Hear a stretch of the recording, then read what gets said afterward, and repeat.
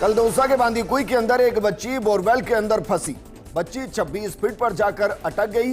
ये उसकी किस्मत थी और बदकिस्मती ये कि बोरवेल खुला पड़ा था। अब इसको बदकिस्मती कहेंगे, लापरवाही कहेंगे, कानून से खिलवाड़ कहेंगे, सुप्रीम कोर्ट के नियमों का उल्लंघन कहेंगे, या कलेक्टर की नजरअंदाजगी कहेंगे, वहां के सरपंच की नजरअंदाजगी कहेंगे, उस बोरवेल के मालिक की लापरवाही कहेंगे जिसका शिकार वो बच्ची नीरू हुई।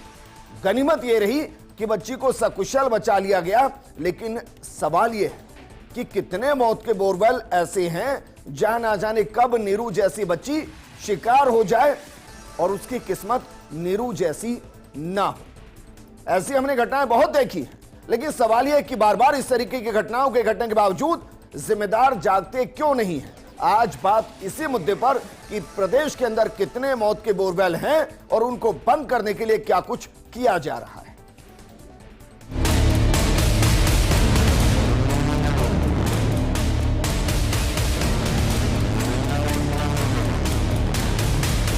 कह रही है मुझे बाहर निकालो, मम्मा मुझे बाहर निकालो। और देखिए बहुत बड़ी खबर आ गई है, बाहर आ चुकी है, बहुत जीत हो चुकी है।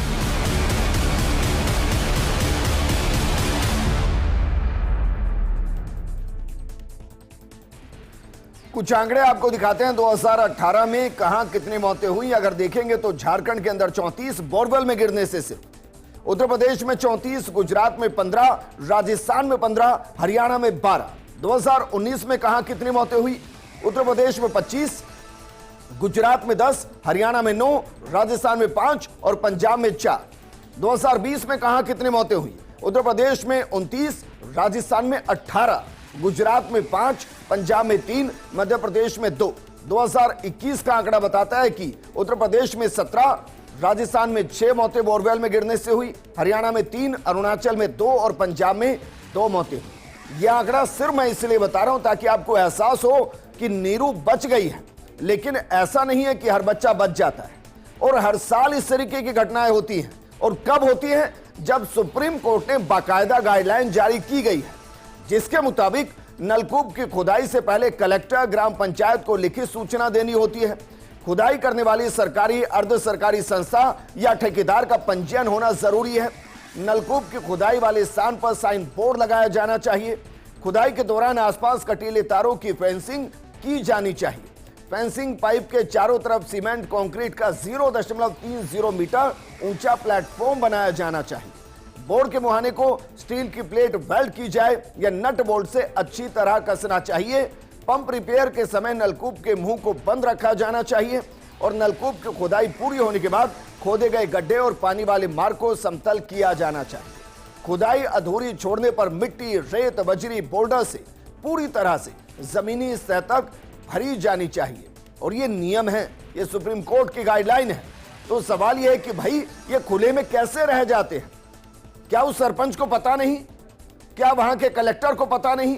क्या कोई आंकड़ा नहीं कि राजस्थान में कितने मौत के बोरवेल हैं और जो हैं उनकी वस्तुस्थिति क्या है? इस मुद्दे पर बात करने के लिए हमारे साथ मौजूद हैं सुरेश गर्ग साहब, बीजेपी प्रवक्ता हैं, राजकुमार शर्मा जी कांग्रेस प्रवक्ता हैं, हमारे साथ अनिल पालीवाल जी हैं, एडीजी एसडीआरएफ से हमारे साथ जुड़े हैं, हमारे साथ ए.के. जैन साहब हैं, वरिष्ठ अधिवक्ता हैं। शुरुआत करेंगे सुरेश गर्ग साहब आपके साथ। सरकार बदली है, कई तरीके से एहसास भी होता है कि हां सरकार बदल गई है, लेकिन क्या इस मामले पर अभी तक फोकस सरकार का गया नहीं कि सभी कलेक्टर्स को एक गाइडलाइन जारी की जाए कि भाई सुप्रीम कोर्ट ने कह रखा है अगर आपके वहां कोई बच्चा बोरवेल में मिला, गिरा तो जिम्मेदारी आपकी तय होगी।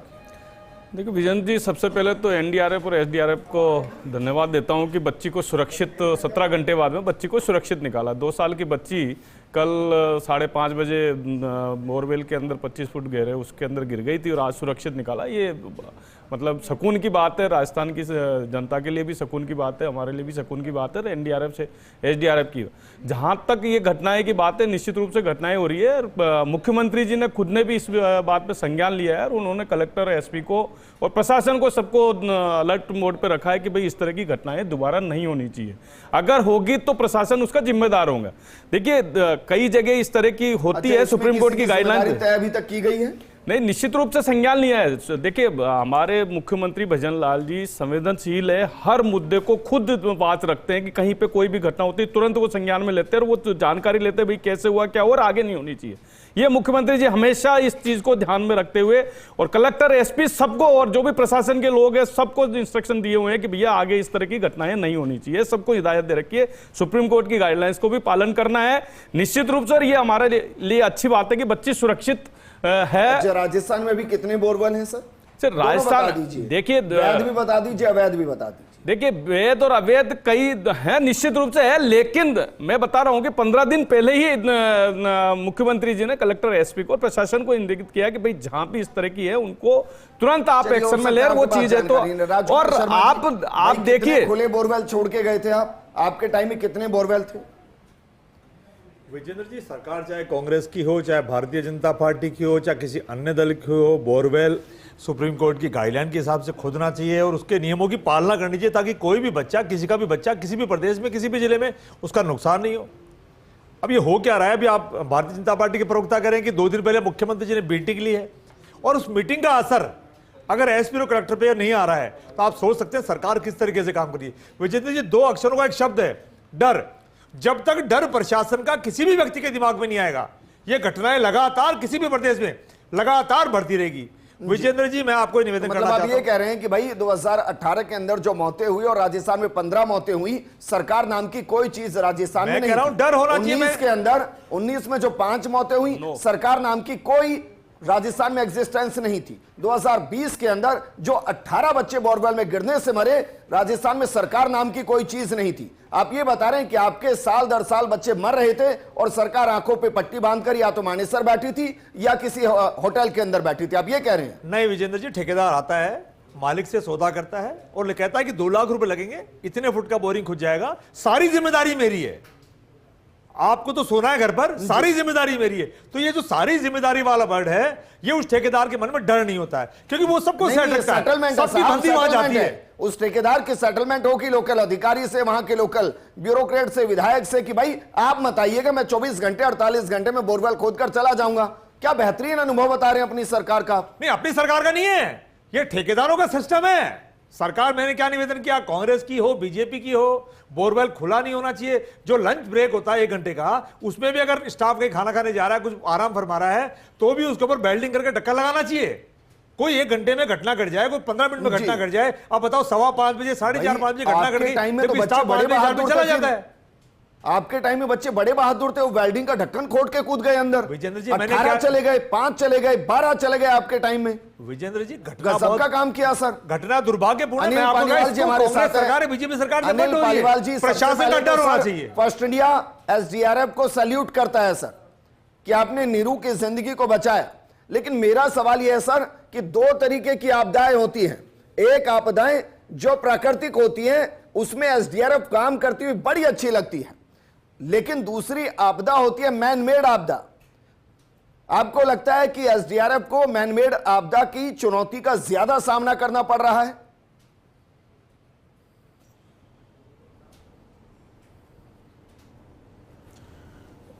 जय हिंद।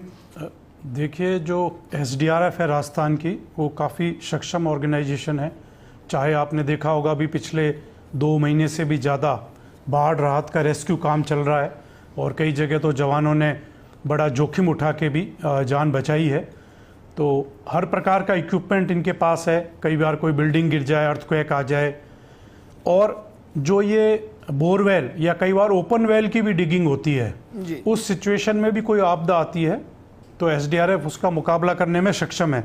खास तौर पे बोरवेल के लिए इन्होंने काफ़ी इनोवेशन करके भी अपने इक्विपमेंट बनाए हैं, और जिससे कई बार पॉसिबल होता है तो पिकअप भी कर लेते हैं। दूसरा, ऑक्सीजन सप्लाई है, फूड सप्लाई है, पेरेंट्स से बातचीत कराना है ताकि ढाढ़स बंधा रहे। ऐसे सारे इक्विपमेंट एसडीआरएफ ने कई तो इन हाउस बिल्ट किए, इनोवेशन के जरिए बिल्टअप किए हैं। और मैं ये बताना चाहूँगा कि आपदाएं तो हर प्रकार की चैलेंजेस आते हैं, इसलिए एनडीआरएफ और एसडीआरएफ बनाई गई है। जैसे जब मैं जयपुर रूरल में बहुत पहले एसपी था 2004 से 2007, कई बार ओपन वेल भी ढह जाते थे और इसमें न केवल इक्विपमेंट काम आता है, कई बार लोकल विजडम भी काम आता है। जैसे मुझे ध्यान है कि अपने मारोट के पास की एक टीम थी, वो ऐसे ढहे हुए कुओं को जो ओपन वेल है उनमें काफ़ी तरीके से वर्क करती थी और पुलिस और प्रशासन को बहुत सहयोग मिलता था जी। तो इसमें मैं प्रोफेशनली बात करते हुए यही बताना चाहूँगा कि आपको कि एसडीआरएफ बड़ी सक्षम है।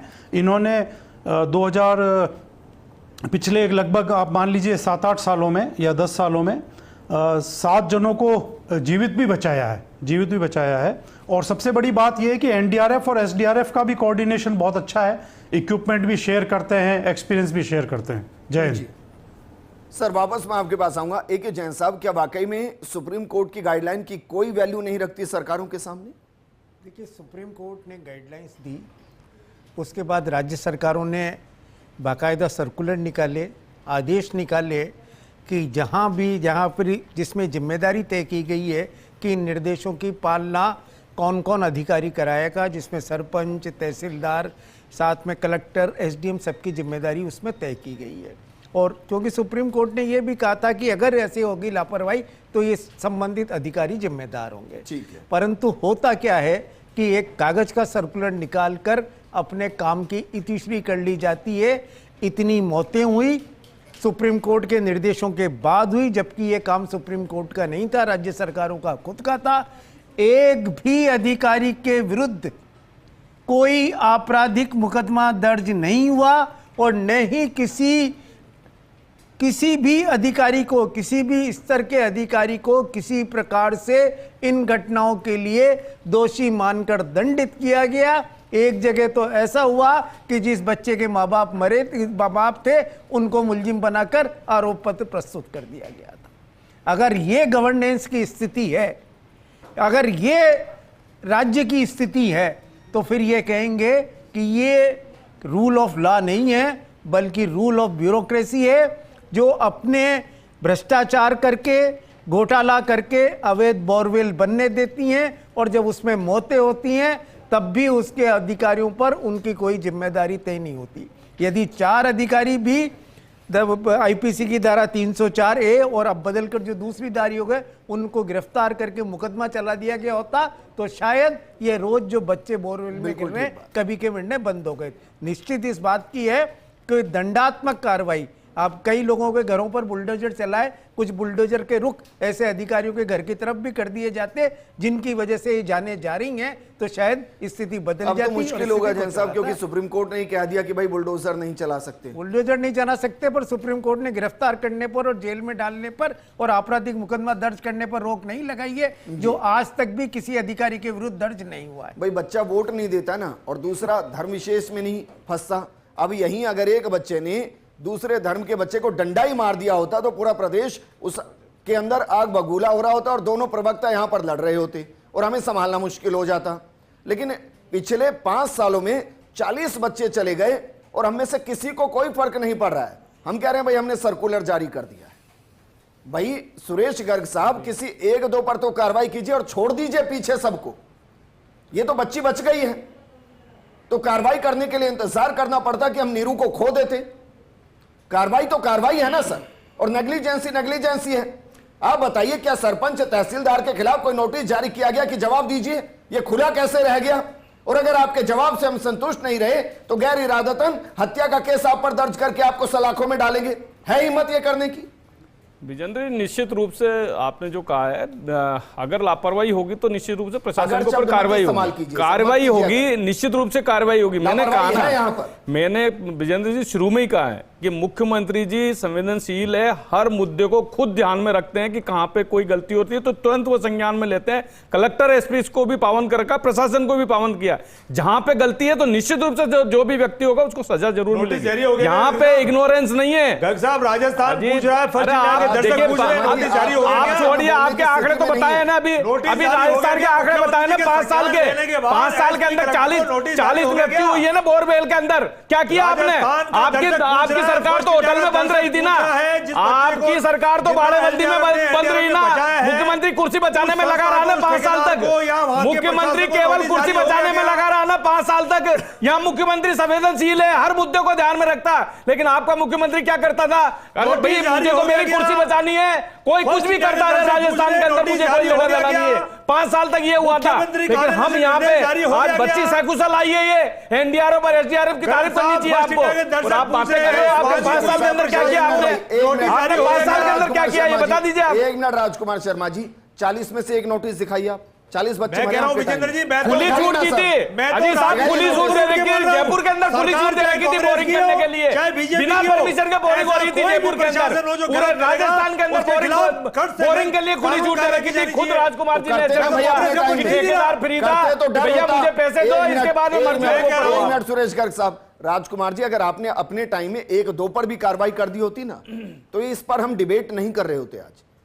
ये आपके ही खुले बोरवेल हैं मौत के, जो आज तक हम देख रहे हैं। लेकिन सुरेश गर्ग साहब, जरा बताइए, क्या अभी तक ये कोशिश की गई ढूंढने की भाई किस फला ठेकेदार ने इसको खोदा, किसने इसको खुला छोड़ा, क्यों वहां का सरपंच पता नहीं कर पाया, क्यों तहसीलदार ने रिपोर्ट तैयार नहीं करवाई? क्या ये जानकारियां जुटाई गई हैं? निश्चित रूप से जानकारी जुटाई जा रही है। निश्चित रूप से जो भी जिन्होंने भी गड़बड़ी की है उनके ऊपर कार्रवाई होगी, निश्चित रूप से कार्रवाई होगी। और सभी पूरे राजस्थान के अंदर इंस्ट्रक्शन दिए हुए हैं कि कहीं पे भी जो भी इस तरीके की तुरंत उस पर कार्रवाई की है। कलेक्टर, एसपी, प्रशासन सबको इंस्ट्रक्शन दिए हुए हैं कि ये दोबारा हिदायत नहीं आ रहा। पालना, मैं कह रहा हूं हम तो पालना कर रहे हैं, आपने क्या किया? राजस्थान पूछ रहा है। हाँ, तो राजस्थान को जवाब दे रहे हैं हम। आपने 5 साल क्या किया ये बता दीजिए। इस राजस्थान को घर पे बिठा के रख दिया आपने, इस राजस्थान को घर पे बिठा के रख दिया। अब तो उसको सुधार कर रहे हैं हम राजस्थान की। ये कब नोटिस जारी किया? तुरंत जैसे ही पता लगा तुरंत उस पर कार्रवाई कर रहे हैं। सरपंच को, एसपी को, मैं यही कह रहा हूं गया है कलेक्टर एसपी को कब मैं यही सोलंकी जी, मैं यही कह रहा हूं कि देखिए तुरंत आप देखिए, कल 5:30 बजे बच्ची बोरवेल में गिरी, तुरंत एसडीआरएफ की टीम वहां पे पहुंची, एनडीआरएफ की टीम पहुंची, तुरंत कार्रवाई की। और आप देखिए सुबह 12-13 के प्रयासों के बाद में उसको सकुशल निकाला। ये बहुत बड़ी उपलब्धि है भाई। इस प्रोग्राम के 18 मिनट में आप 10 बार बोल चुके हैं नोटिस जारी कर दिया। दीजिए, दिखाइए नोटिस। अब नोटिस मेरे पास तो मैं दे दूंगा आपको, आप इस प्रोग्राम के बाद में आपको दे दूंगा, मैं दे दूंगा, निश्चित रूप से दूंगा, मैं निश्चित रूप से दूंगा, निश्चित रूप से। भैया ये भजनलाल जी की सरकार है, निश्चित रूप से कार्रवाई होगी।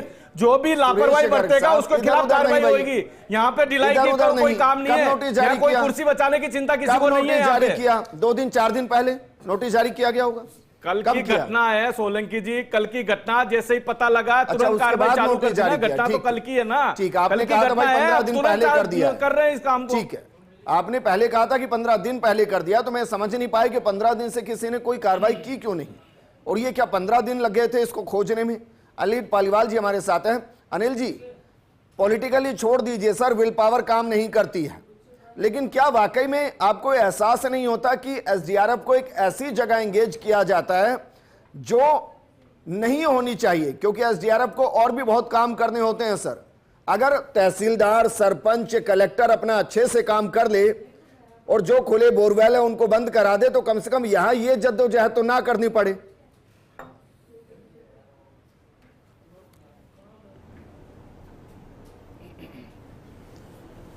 देखिए, जैसा मैंने पहले कहा कि एसडीआरएफ आकस्मिक घटनाएं, प्राकृतिक आपदा के लिए भी है, और कोई ह्यूमन नेग्लिजेंस से भी कुछ घटना हो जाती है उसमें भी जान बचाने के लिए है। तो दोनों के लिए एसडीआरएफ सक्षम है।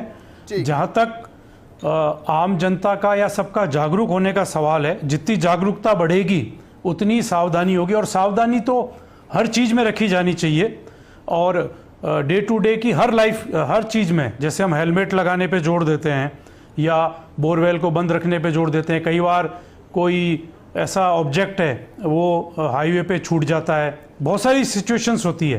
तो सुरक्षा तो ज़्यादा से ज़्यादा सबको बरतनी चाहिए। या फिर हम जैसे बाढ़ के टाइम में कई बार रपट पे पानी ज़्यादा चल रहा है तो स्थानीय पुलिस भी रोकती है कि वाहन उससे पार नहीं किया जाए। तो हमारी एक सामूहिक जिम्मेदारी है कि हम हर चीज़ के बारे में जागरूक रहें। जहाँ पर भी मानव जीवन की रक्षा की जानी है वहाँ पे हम लोग जागरूक रहें।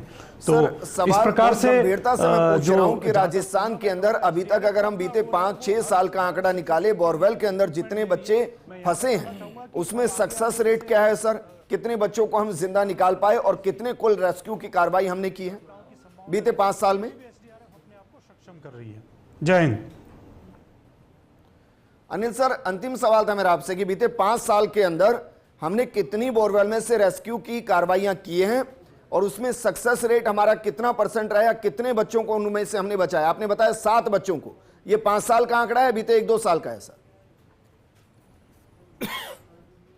देखिए, मेरे को जो कमांडेंट एसडीआरएफ से जानकारी मिली है अभी, तो उसमें 2016 से 7 केसेस में जीवित बचाने में सक्षम हुए हैं और 6 केसेस में अनफॉर्चुनेटली जो भी बोरवेल ज़्यादा डीप थे या और अन्य इश्यूज थे इंजरी वगैरह के, उसमें कैजुअलिटी हो गई। तो 2016 से आज तक जो हमारे पास जो हमारे आंकड़े हैं उसमें 7 केसेस में लाइव बचे हैं और 6 केसेस में अनफॉर्चुनेटली डेथ हुई है।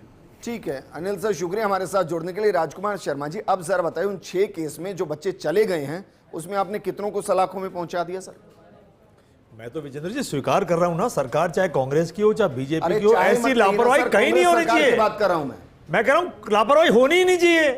ये तो मानव का धर्म होता है, मानव का धर्म होता। भी आपने कहा कि अगर कोई और मुद्दा होता तो बीजेपी कांग्रेस दोनों लड़ पड़ते। माफी मांग लीजिए। मैं क्या कह रहा हूं, एक मौत भी अगर किसी की होती है, चाहे वो बच्चा हो चाहे बड़ा हो, ये बहुत दुर्भाग्यपूर्ण घटना है। और वो चाहे राजस्थान में हो चाहे हिंदुस्तान के किसी भी कोने में हो, सरकार चाहे कांग्रेस की हो चाहे बीजेपी की हो, ये घटनाएं बहुत दुर्भाग्यपूर्ण है, नहीं घटनी चाहिए। इसके लिए सरकार से ज्यादा जिम्मेदारी प्रशासन की भी होती है, चाहे वो अधीन उस वक्त कांग्रेस के आता हो या भारतीय जनता पार्टी के आता हो। जिम्मेदारियों पर कार्रवाई नहीं होगी तब तक ये घटनाएं लगातार बढ़ती रहेगी। बिल्कुल सही कह रहे हैं भैया, मैं इसीलिए कह रहा हूं, बोलिए मेरे पीछे पीछे, कि भाई हमारे राज्य में बच्चे मर गए बोरवेल में जाकर, हम सरकार बचाने में व्यस्त थे, हमारी मजबूरी थी। हम ना तो उन बच्चों के परिवारों को सांत्वना दे पाए और ना ही अपराधियों को सलाखों के पीछे पहुंचा पाए। हमारी बड़ी गलती थी, हम माफी मांगते। बोलिए। मैं क्या कह रहा हूं, लापरवाही प्रशासन की है, सरकार कांग्रेस की हो चाहे बीजेपी की हो, सुप्रीम कोर्ट की गाइडलाइन से भी नहीं डरते हैं। तो मैं कह रहा हूं जो 2 अक्षर है ना, वो डर जब कायम होगा अधिकारियों के अंदर, वो जब डर सब में कायम होगा तब जाके घटनाएं रुकेगी। क्या सरकार कांग्रेस की हो या बीजेपी की? जैन साहब, क्या वाकई में डर इसलिए नहीं क्योंकि कार्रवाई है ही नहीं कहीं? देखिए, डर सिर्फ इसलिए नहीं है कि कोई भी सरकार हो, कोई उनमें इतनी क्षमता ही नहीं है, इतनी हिम्मत ही नहीं है कि अपने दोषी अधिकारियों के विरुद्ध कार्रवाई करे, क्योंकि वो सब उनके पाप में बराबर के भागीदार हैं। और जिसकी सजा इस राजस्थान की जनता भुगत रही है, जो बार बार ऐसे लोगों को सरकार चाहे इसकी बने या उसकी बने, उन्हीं को बनाए जा रहे हैं। चलिए, सभी का शुक्रिया हमारे साथ जुड़ने के लिए। हम सिर्फ ये कहेंगे कि आप भी जिम्मेदार हैं। आपको पता है आपके इलाके के अंदर कौन सा खुला बोरवेल, आप लापरवाही करते हैं। लेकिन याद रखिएगा, जो बोरवेल खुला है ना, वो ये देखकर बच्चा उसमें नहीं जाएगा कि ये फला का है, उसका है, उसका या उसका है। वो किसी का भी बच्चा हो सकता है, आपका भी हो सकता है। तो अगर आपको भी अपने इलाके में किसी भी जगह की जानकारी है, आप किसी को नहीं दे रहे, फर्स्ट इंडिया को फोन करके दे दीजिए। हमारी गारंटी, हम उसको बंद करा देंगे। इस प्रोग्राम में